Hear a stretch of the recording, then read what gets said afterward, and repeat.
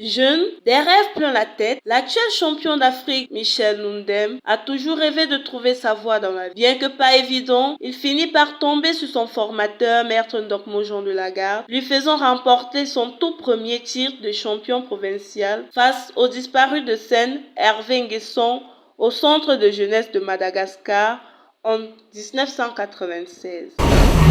Je suis allé vers ce papa qui n'était pas très loin de moi, il vivait pas très loin de moi. J'ai chargé mon frère d'aller vers lui et dire que non, l'enfant là, il est intéressé. Il l'a fait.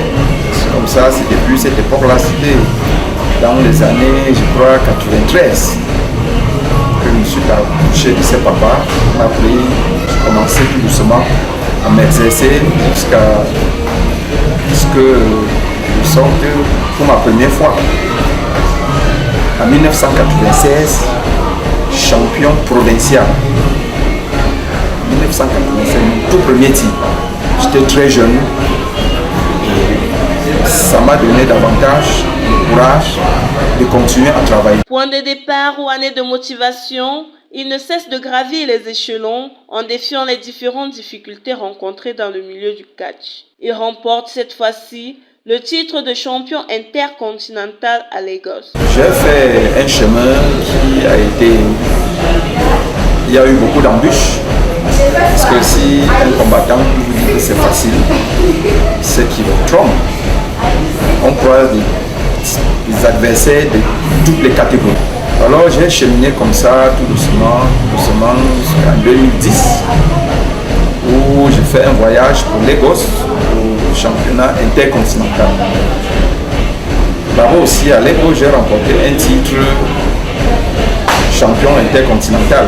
Je suis venu au Cameroun avec. En 2015, il participe au championnat africain tenu au Cameroun et se voit refuser la ceinture par son adversaire. Ce n'est qu'en 2021, année de victoire en tant que champion d'Afrique, que cette ceinture lui fut attribuée.